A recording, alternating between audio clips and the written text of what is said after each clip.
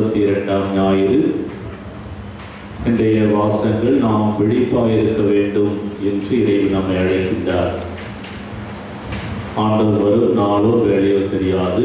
எனவே விழிப்பாயிருக்கின்றவர்கள் பேறு பெற்றவர்கள் என்று ஆண்டவர் இன்றைக்கு நம்மை அழைக்கின்றார்.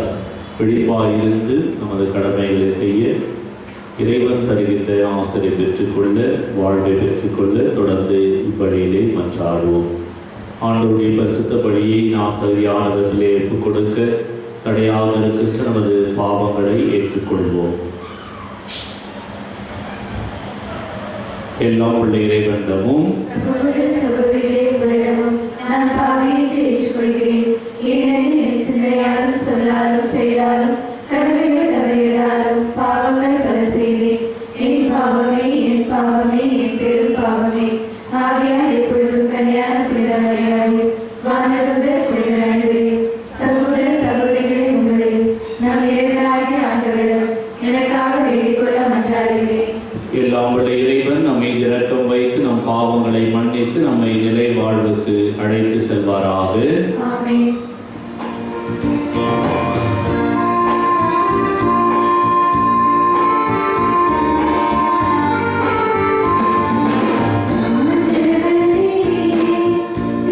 தீரக்கமாய்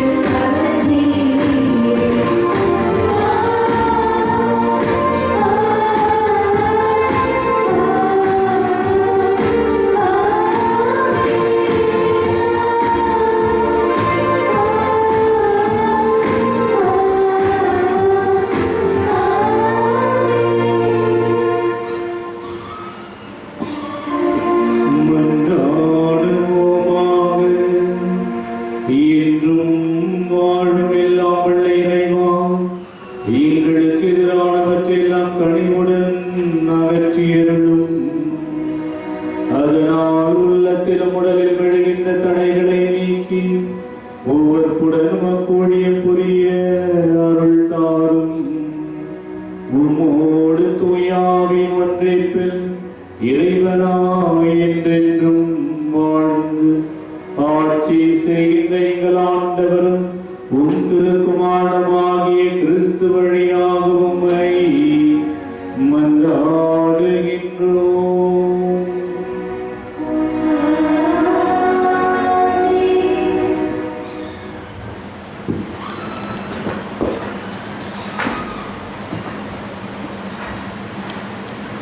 முதல் வாசகம். ஞானத்தை தேடுவோர் அதை கண்டடைவர். சாலமோனின் ஞான நூலிலிருந்து வாசகம். அதிகாரம் 6, இறை வார்த்தைகள் 12 முதல் 16 முடிய. ஞானம் ஒளிமிக்கது, மங்காதது. அதன்பால் அன்பு கூறுவோர் அதை எளிதில் கண்டு கொள்வர். அதை தேடுவோர் கண்டடைவர். தன்னை நாடுவோருக்கு அது தன்னையே விரைந்து வெளிப்படுத்தும். வைகரையில் அதை தேடுவோர் தளர்ச்சி அடைய மாட்டார்கள். ஏனெனில் தம் கதவு அருகில் அது அமர்ந்திருப்பதை அவர்கள் காண்பார்கள். அதன் மீது மனதை செலுத்துவதே ஞானத்தின் நிறைவு. அதன் பொருட்டு விழிப்பாய் இருப்போர் கவலையில் இருந்து விரைவில் விடுபடுவர். தனக்கு தகுதி உள்ளவர்களை ஞானம் தேடி செல்கிறது. அவர்களுடைய வழியில் கனிவுடன் தன்னை காட்டுகிறது. அவர்களின் ஒவ்வொரு நிலையிலும் அது அவர்களை எதிர்கொள்கிறது. இது ஆண்டவர் வழங்கும் அருள்வாக்கு. இறைவனுக்கு நன்றி.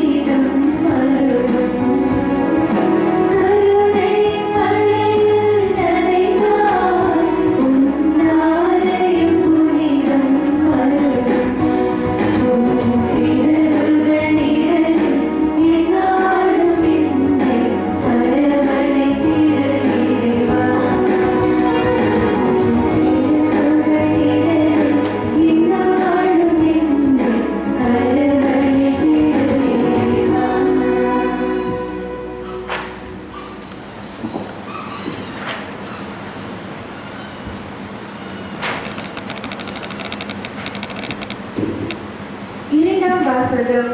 இயேசுவோடு இணைந்த நிலையில் இறந்தோரை கடவுள் அவருடன் அழைத்து வருவார். திருத்தூதர் பவுல் தெசலோனியருக்கு எழுதிய முதல் திருமுகத்திலிருந்து வாசகம். அதிகாரம் 4, இறை வார்த்தைகள் 13 - 18 வரை. சகோதர சகோதரிகளே, இறந்தோரை பற்றி நீங்கள் அறிந்திருக்க வேண்டும் என நாங்கள் விரும்புகிறோம். எதிர்நோக்கு இல்லாத மற்றவர்களைப் போல் நீங்களும் துயரக்கூடாது. இயேசு இறந்து உயிர்த்தெழுந்தார் என நாம் நம்புகிறோம்.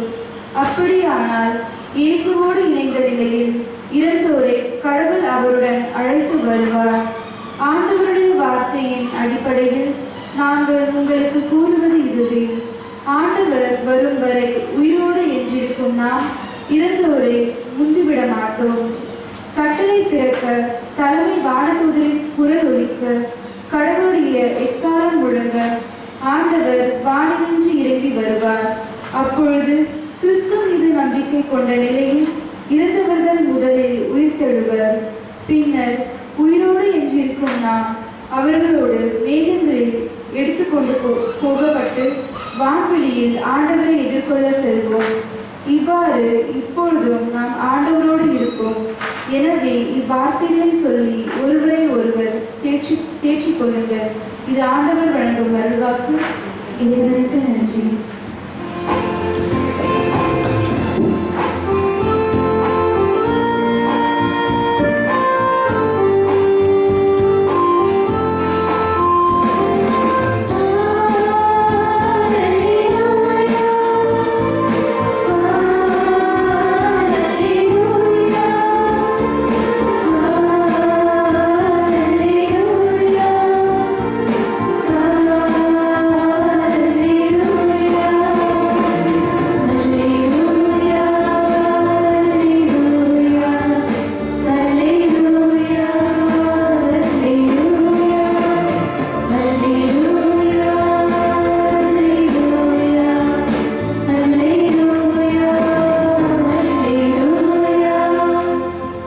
விழிப்பாயிருங்கள், ஆயத்தமாயிருங்கள், ஏனெனில் நீங்கள் நினையாத நேரத்தில் மானிட மகன் வருவார்.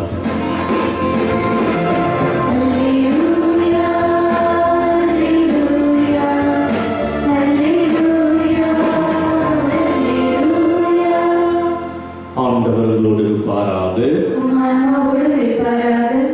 மத்தேயு எழுதிய தூய நற்செய்தியிலிருந்து வாசகம். அதிகாரம் 25 இறை வார்த்தைகள் 1 முதல் 13 வரை. இயேசு தம் சீடர்களுக்கு சொன்ன உவமையாவது: விண்ணரசு எவ்வாறு இருக்கும் என்பதை பின்வரும் நிகழ்ச்சி வாயிலாக விளக்கலாம். மணமகனை எதிர்கொள்ள மணமகளின் தோழியர் 10 பேர் தங்கள் விளக்குகளை எடுத்துக்கொண்டு புறப்பட்டு சென்றார்கள். அவர்களுள் 5 பேர் அறிவிலிகள், 5 பேர் முன்மதி உடையவர்கள். அறிவிலிகள் 5வரும் தங்கள் விளக்குகள் எடுத்து சென்றார்கள், ஆனால் தங்களோடு எண்ணெய் எடுத்து செல்லவில்லை. முன்மதியுடையோர் தங்கள் விளக்குகளுடன் களங்களில் எண்ணெயும் எடுத்து சென்றனர். மணமகன் வர காலம் தாழ்த்தவே அனைவரும் தூக்க மயக்கத்தால் உறங்கிவிட்டனர். நள்ளிரவில் இதோ மணமகன் வருகிறார், அவரை எதிர்கொள்ள வாருங்கள் என்ற உரத்த குரல் ஒலித்தது. மணமகளின் தோழியர் எல்லோரும் எழுந்து தங்கள் விளக்குகளை ஒழுங்குபடுத்தினர். அப்போது அறிவிலிகள் முன்மதியுடையோரை பார்த்து, எங்கள் விளக்குகள் அணைந்து கொண்டிருக்கின்றன, உங்கள் எண்ணெயில் எங்களுக்கும் கொடுங்கள் என்றார்கள். முன்மதியுடையவர்கள் மறுமொழியாக, உங்களுக்கும் எங்களுக்கும் எண்ணெய் போதுமான அளவு இராமல் போகலாம், எனவே வணிகரிடம் போய் நீங்களே வாங்கிக் கொள்வதுதான் நல்லது என்றார்கள். அவர்களும் வாங்க புறப்பட்டு சென்றார்கள். அப்போது மணமகன் வந்துவிட்டார். ஆயத்தமாய் இருந்தவர்கள் அவரோடு திருமண மண்டபத்திற்குள் புகுந்தார்கள். கதவும் அடைக்கப்பட்டது. பிறகு மற்ற தோழிகளும் வந்து, ஐயா ஐயா, எங்களுக்கு கதவை திறந்து விடும் என்றார்கள். அவர் மறுமொழியாக, உறுதியாக உங்களுக்கு சொல்கிறேன், எனக்கு உங்களை தெரியாது என்றார். எனவே விழிப்பாயிருங்கள், ஏனெனில் அவர் வரும் நாளோ வேளையோ உங்களுக்கு தெரியாது என்றார். ஆண்டவரின் அருள்வாக்கு. கிறிஸ்துவே உமக்கு புகழ்.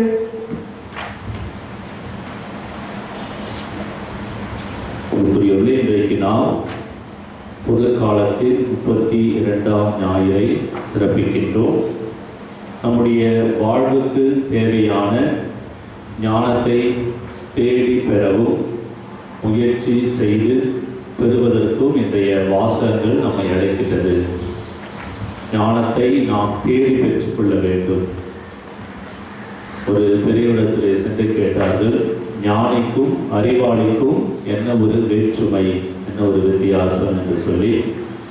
அப்பொழுது அறிவாளி என்பவன் தன் கையில் விளக்கை வைத்துக்கொண்டு இருளில் இருக்கின்ற மக்களை, தன்னுடைய கையில் விளக்கை வைத்துக்கொண்டு இருளில் இருக்கின்ற மக்களை நல்ல ஒரு சரியான பாதைக்கு செல்வதற்காக அந்த விளக்கை வைத்துக்கொண்டு பாதையை சுட்டி காட்டுவார். எது சரியான பாதை என்பதை தன் கையில் விளக்கை வைத்துக்கொண்டு மக்களுக்கு சுட்டி காட்டுகின்றவர் அறிவாளி. ஞானி என்றால் யார்? ஞானி என்பவர் தானே விளக்காக மாறி தான் அந்த பாதையில் நடந்து மக்களையும் அந்த சரியான பாதையிலே அழைத்து செல்வான். அவன்தான் ஞானி என்று சொன்னார். அன்புக்குரியவர்களே, இன்றைக்கு ஒவ்வொரு வாசகங்களும் நாம் ஞானத்தை தேடி பெற வேண்டும் என்று அழைப்பு கொடுக்கிறது. ஒரு மனிதனுடைய முழு வாழ்க்கைக்கு முழுமையான வளமான சிறந்த ஒரு வாழ்க்கைக்கு ஞானம் மிக மிக அவசியம். அது மிகவும் தேவையான ஒன்றாக இருக்கிறது. இன்றைக்கு ஒவ்வொரு வாசகங்களுமே நாம் ஞானத்தை எவ்வாறு பெற முடியும் என்பதை சுட்டி காட்டுகிறது. நீதிமொழிகள் 4ஆம் அதிகாரம் 5-6 வசனங்கள். ஞானத்தை தேடி பெறு, ஞானத்தை புறக்கணிக்காதே, அது உன்னை பாதுகாக்கும். அதிலே நாட்டம் கொள், அதை பெறுவதிலே நாட்டம் கொள், அது உன்னை காவல் செய்யும். நீதிமொழிகள் 4ஆம் அதிகாரம் 5-6 வசனங்கள். அதே போல இந்த ஞானத்தை நாம் பெறுவதற்கு 3 வழிகளை நமக்கு இந்த வாசகங்கள் சுட்டி காட்டுகிறது. ஞானத்தை நாம் எப்படி பெற முடியும் என்று 3 வழிகள் இன்றைக்கு வாசகம் சுட்டி காட்டுகிறது. முதலாவதாக, ஞானத்தை அடைவதற்கு நாம் முதலிலே அதை அன்பு செய்ய வேண்டும். ஞானத்தை அடைவதற்கு முதலிலே அன்பு செய்ய வேண்டும். இன்றைக்கு முதல் வாசகப்படி கேட்டும், அதை அன்பு செய்வோர் அதை கண்டடைவர். ஞானத்தை அன்பு செய்வோர் அதை கண்டடைவர். இன்றைக்கு இந்த நவநாகரிக உலகிலே ஒவ்வொரு மனிதனும் பணத்தை, புகழை, செல்வத்தை, அதுதான் தன்னை காப்பாற்றும், அதுதான் தனக்கு மகிழ்ச்சி அளிக்கும் என்று சொல்லி அவற்றுக்காக தேடி அடைகிறான். ஆனால் உண்மையான ஒரு மகிழ்ச்சி அதில் கிடைக்காது, உண்மையான பாதுகாப்பும் அது நமக்கு கிடைக்காது. அது ஒரு காணல் நீராக மறைந்துவிடும். ஆனால் நிலையற்றதாக இருக்கின்ற அந்த ஞானமானது நமக்கு நிலையான ஒரு வாழ்வை பெற்றுத் தருவதற்கான ஒரு வழியை நமக்கு ஏற்படுத்தி தரும். ஒரு சரியான நிலையான எது என்பதை அறிந்து கொள்வதற்கு அந்த ஞானம் நமக்கு உதவி செய்யும். அப்போ முதல்ல நாம் இவற்றை அன்பு செய்வதை விட, பணத்தை, பொருளை, புகழை, செல்வத்தை, இவற்றை தேடி அடைவதை விட ஞானத்தை நாம் அன்பு செய்கின்ற பொழுது ஞானம் நம் ஒவ்வொருவருக்கும் கிடைக்கும் என்று இன்றைய வாசகம் நமக்கு சுட்டி காட்டுகிறது. நீதிமொழிகள் 8ஆம் அதிகாரம் 11ஆம் வசனத்தில் பவளத்திலும் ஞானம் சிறந்தது. நீதிமொழிகள் 16ஆம் அதிகாரம் 16ஆம் வசனம், பொன்னை விட ஞானம் பெறுவது மேல், வெள்ளியை விட ஞானம் பெறுவது மேல். அப்ப பவளத்தை விட, பொன்னை விட, வெள்ளியை விட, இந்த உலக செல்வத்தை விட ஞானத்தை பெறுவது மேல். அதை நாம் பெறுவதற்காக அன்பு செய்ய வேண்டும், அதை நாம் பெற்றுக்கொள்ள வேண்டும் என்று ஆர்வத்தோடு தேடுகிற பொழுது அதை நாம் கண்டடைவோம். அப்போ முதலாவது ஞானத்தை பெறுவதற்கு ஞானத்தை அன்பு செய்ய வேண்டும், அதை தேடி பெறுவதற்கான ஒரு ஆர்வம் நாம் கொண்டிருக்க வேண்டும். அது முதலாவது. இரண்டாவதாக பார்க்கின்ற பொழுது ஞானமானது வைகரையில் அதை தேடுவர் கண்டடைவர். வைகரைனா விடியற் பொழுதிலே, வைகரையில் தேடுவர் அதை கண்டடைவர். அறிவு என்பது புத்தகத்தை படித்து படித்து நாம் பெற்றுக்கொள்வது. ஆனால் ஞானம் என்பது புத்தகத்தை படிப்பதல்ல, அது இறைவன் கொடுக்கின்ற ஒரு கொடை, மாபெரும் கொடை.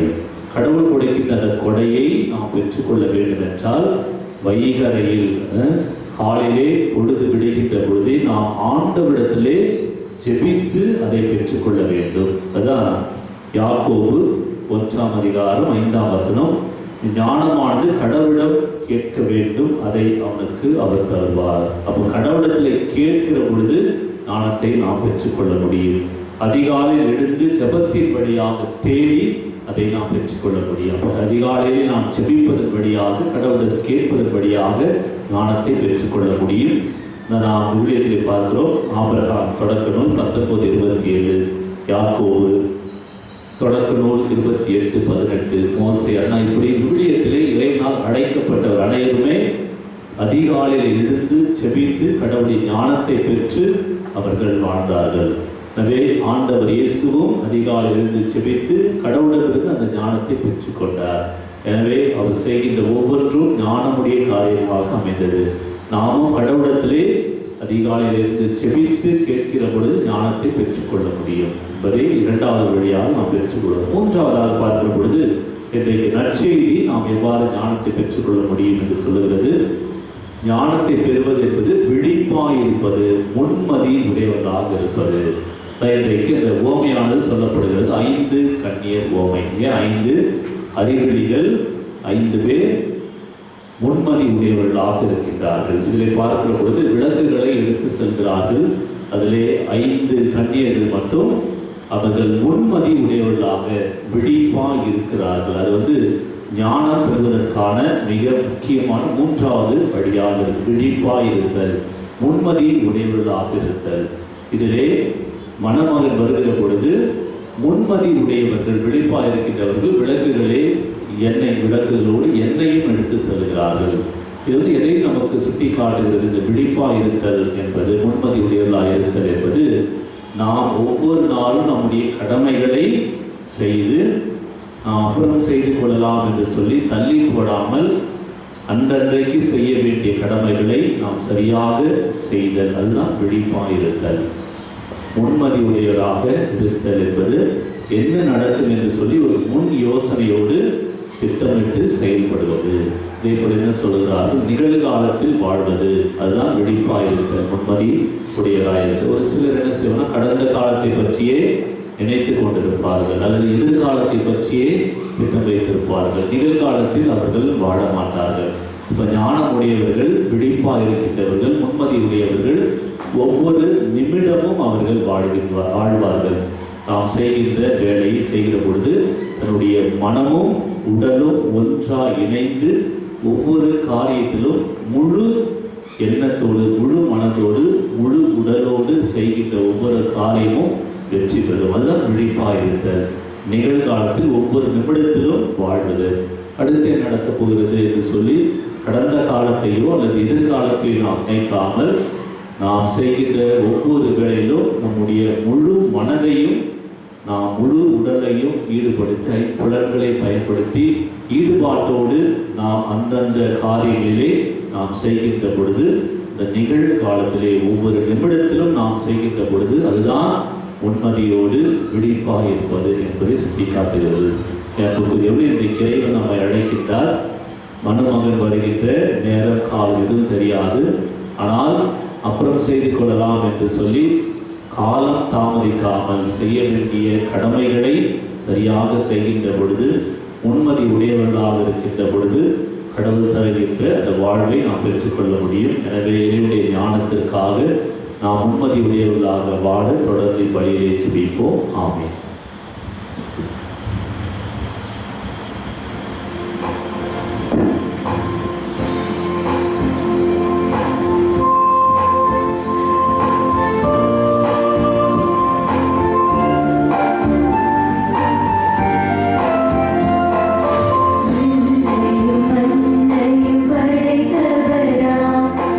கடவுள் ஒருவர் இருக்கின்றார், தந்தை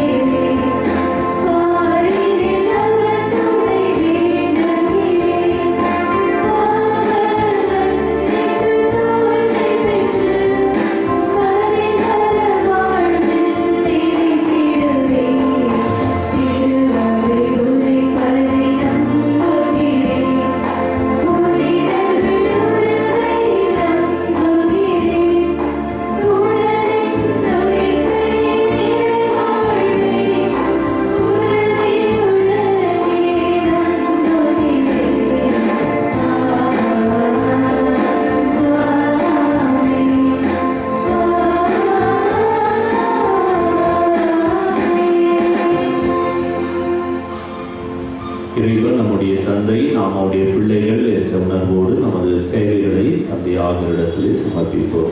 சொல்ல வேண்டியது, ஆண்டவரே எங்கள் மன்றாட்டை கேட்டருளும். திருச்சபை வழி நடத்தும் திருத்தந்தை, ஆயர்கள், குருக்கள், துறவரத்தார், இறை மக்கள் ஒவ்வொருவரையும் தொற்று நோயிலிருந்து ஆண்டவர் பாதுகாத்து வழிநடத்த வேண்டும் என்று இறைவாமை மன்றாடுகின்றோம். நாட்டு தலைவர்களுக்காக செபிப்போம். மக்களின் நலனிலே அக்கறை உள்ளவர்களாக செயல்படுத்தக்கூடிய திட்டங்கள் மக்களை சென்று சேரவும், தொற்று நோயிலிருந்து மக்களுக்கு முழு விடுதலை அளிக்கக்கூடிய ஞானத்தை நமது நாட்டு தலைவர்களுக்கு தர வேண்டும் என்று இறைவாமை மன்றாடுகின்றோம். நம்ம ஒவ்வொரு குடும்பங்களையும் ஆண்டுடைய பாத்திரை ஏற்றுக் கொடுப்போம். நம்ம ஒவ்வொரு குடும்பங்களையும் ஆசீர்வதிக்கவும், முக்கியமாக இந்த தொற்று நோயிலிருந்து இறைவன் நம்ம ஒவ்வொருவரையும் பாதுகாத்து வழிநடத்த வேண்டும் என்று இறைவாமை மன்றாடுகின்றோம்.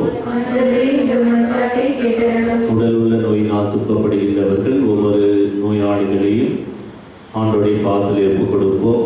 இறைவனை மருத்துவராக இருந்து நோயாளிகள் அனைவரையும் தொட்டு முழு சுகம் தர வேண்டும் என்று இறைவாமை மன்றாடுகின்றோம். நம்ம தனிப்பட்ட தேவைகளுக்காக செபிப்போம். அல்லது உள்ளத்தில் இருக்கிற தேவைகள், குடும்பத்தில் இருக்கிற தேவைகள் திருப்பள்ளியில் கொடுத்து செபிக்கின்ற ஒவ்வொருவரையும் இறைவன் ஆசீர்வதிக்க வேண்டும் என்று செபிப்போம். அன்பு தந்தை இறைவா, நாங்கள் எழுப்பி இந்த வேண்டுதலை எங்களுக்கு பெற்றுத்தர வேண்டும் என்று எங்கள் ஆண்டவராகிய கிறிஸ்து வழியாக உம்மை மன்றாடுகின்றோம். ஆமென்.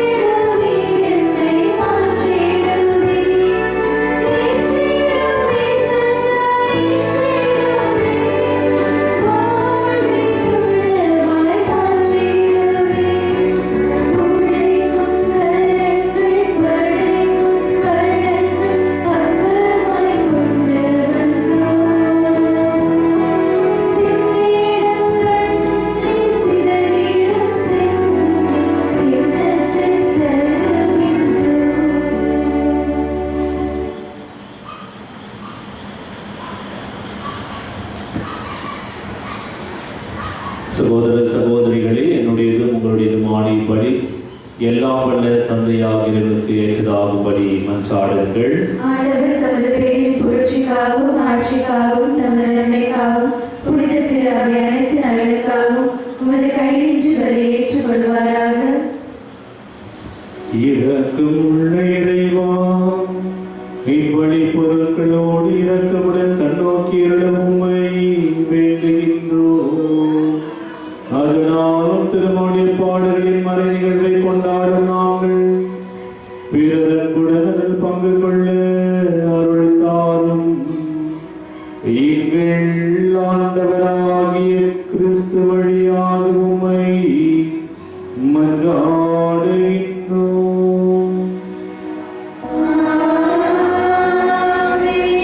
ஆண்டவர் உங்களோடு இருப்பாராக.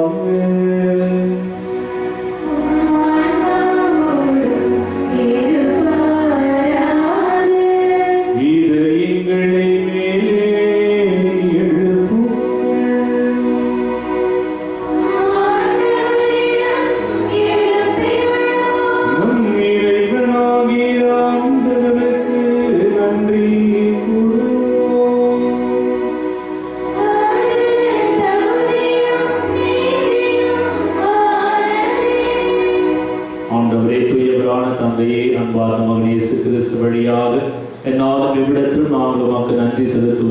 மெய்யாகவே தகுதியும் நீதியுமாகும், எங்கள் கடமையும் மீட்புக்குரிய செயலுமாகும்.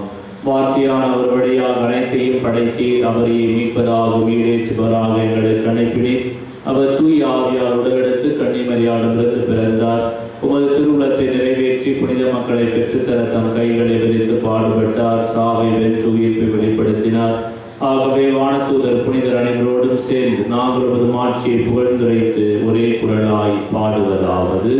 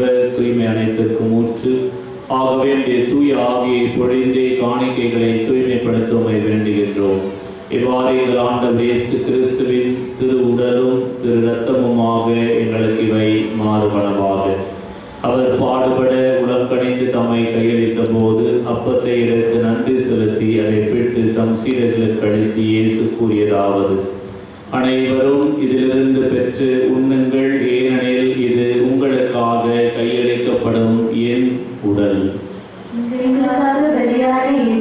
நாங்கள் உம்மை ஆராதிக்கிறோம்.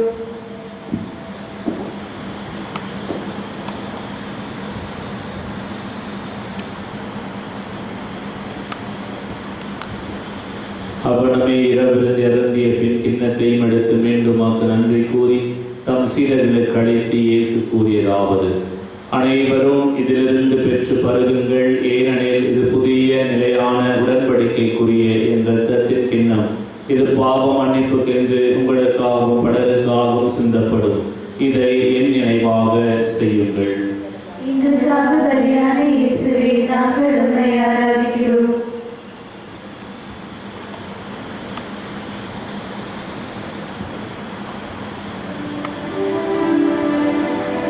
நம்பிக்கையின் மறைபொருள்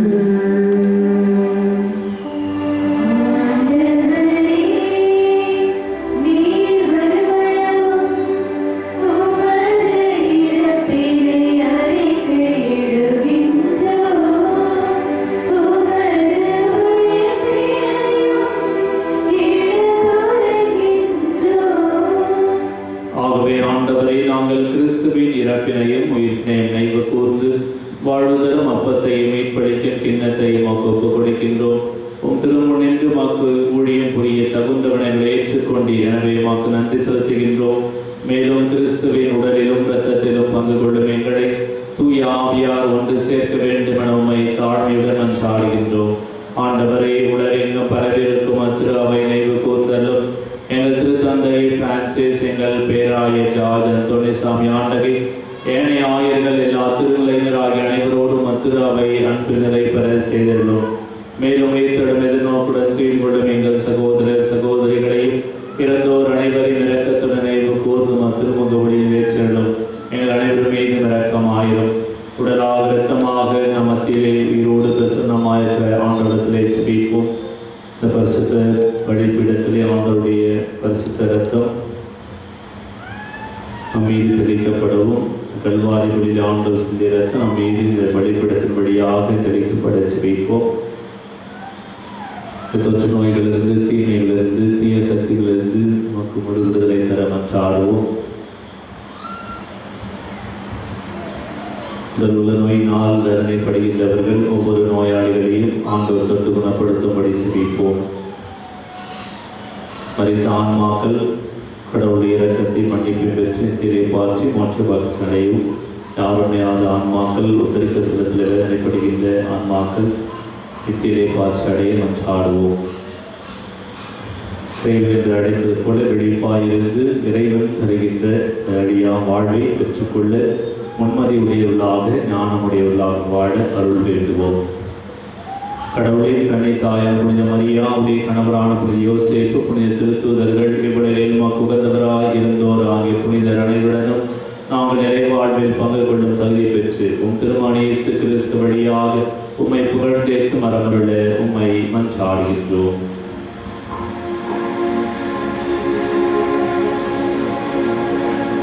பாடும் இவர் வழியாக இவரோடு எல்லாம் வல்ல இறைவனாகிய தந்தையே, தூய ஆவியாரின் ஒன்றிப்பு எல்லா புகழும் மாட்சியும் என்றென்றும் உமக்கு உரியதே.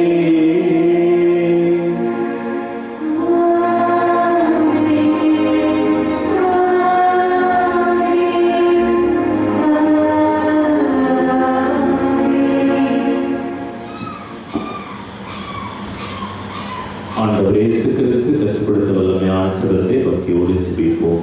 விண்ணுலகில் இருக்கிற எங்கள் தந்தையே, உமது பெயர் தூயதென போற்றப் பெறுக. உமது ஆட்சி வருக. உமது திருவிழம் விண்ணுலகில் நிறைவேறுவது போல மண்ணுலகிலும் நிறைவேறுக. எங்கள் அன்றாட உணவை இன்று எங்களுக்கு தாரும். எங்களுக்கு எதிராக குற்றம் செய்வோரை நாங்கள் மன்னிப்பது போல எங்கள் குற்றங்களை மன்னியும். எங்களை சோதனைக்கு உட்படுத்தாதையும் தீமையிலிருந்து எங்களை விடுவித்தருளும். ஆண்டவரே, தீமை அனைத்திலிருந்தும் எங்களை விடுவித்து எங்கள் வாழ்நாளில் அமைதி மகிழ்ச்சி தருவாய் மன்றாடுகின்றோம். உமது இரக்கத்தின் உதவியால் நாங்கள் பாவத்திலிருந்து எப்போதும் விடுதலை பெற்று யாதொரு கலக்கம் பயமின் நலமாயிருப்போமாக. நாங்கள் எதிர்நோக்கி இருக்கும் பேரின்பத்திற்காகவும் எமைப்பராக இயேசு கிறிஸ்துவின் வருகைக்காகவும் காத்திருக்கின்றோம். ஆண்டவராக இயேசு கிறிஸ்துவே, அமைதியை உங்களுக்கு விட்டு செல்கின்றேன், என் அமைதியை உங்களுக்கு அளிக்கின்றேன் திருத்தூதர்களுக்கு மொழிந்தீரே. எங்கள் பாவங்களை பாராமல் உமது திரு அவை நம்பிக்கையை கண்ணோக்கி உமது திருவுலத்திற்கு ஏற்பதற்கு அமைதியை ஒற்றுமை மகிழ்ச்சி தந்துள்ள திருவுலம் கொள்வீராகும். என்றென்றும் வாழ்ந்து ஆட்சி செய்கின்றவர் நீரே. ஆண்டவர் இயேசு கிறிஸ்து தருகின்ற அமைதி உங்கள் அனைவரோடும் என்றும் இருப்பதாக. ஒருவருக்கொருவர் இயேசு கிறிஸ்து தருகின்ற அமைதியை பகிர்ந்து கொள்வோம். சமாதானம்.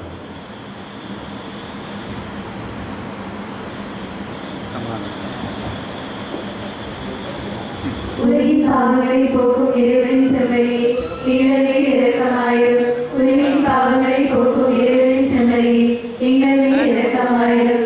உலகின் பாவங்களை போக்கும் இறைவனின் செம்மறியே, எங்களுக்கு அமைதி அளித்தருளும்.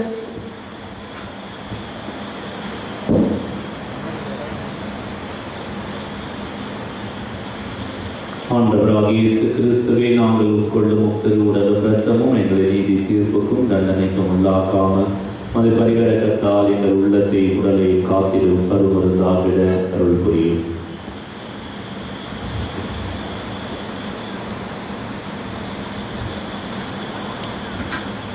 இதோ நமது ஆண்டவர் இயேசு கிறிஸ்து நாம் வாழ்வு பெற வேண்டும் என்று தனது உயிரையும் உடலையும் கொடுத்த இறைவன் நம் ஒவ்வொருவரையும் அழைக்கின்றார். இவருடைய திருவிருந்திற்கு அழைக்க பெற்ற நாம் ஒவ்வொருவரும் பேறு பெற்றோர்.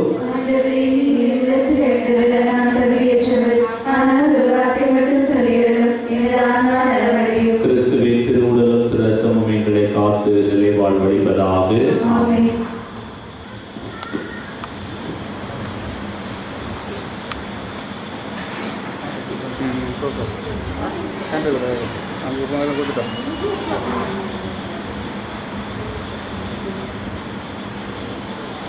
ஆண்டவரே, நம்முள்ளத்தில் வர வேண்டும், நம்ம ஒருவரையும் ஆசீர்வதிக்க நினைச்சு பக்தியாக நம்மளுடைய அன்பிற்காக ஜெபிப்போம். திருவிருந்த பாடலை பாடி நாம் நம்மையே கொடுக்கிறோம்.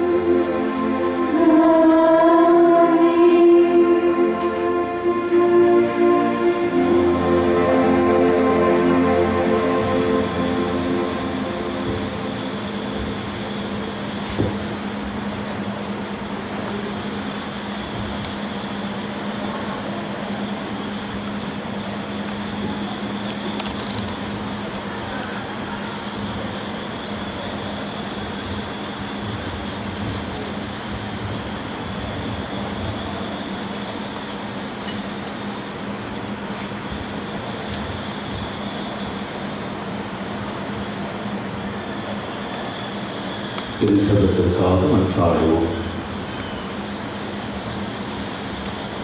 மன்றாடுவோமாக. இன்றும் வாழும் எல்லாம் வல்ல இறைவா, உமது புனித கொடையால் ஊட்டம் பெற்ற நாங்கள் உம்மை வேண்டுகின்றோம்.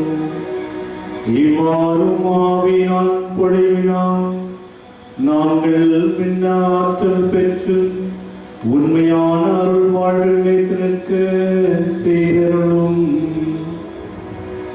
எங்கள் ஆண்டவராகிய கிறிஸ்து வழியாக உம்மை மன்றாடுகின்றோம்.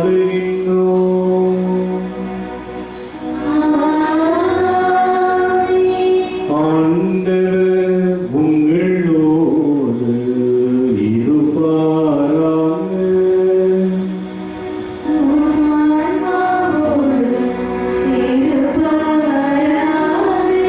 எல்லாம் வல்ல இறைவன் தந்தை மகன் தூயாவி உங்களை ஆசீர்வதிப்பாராக.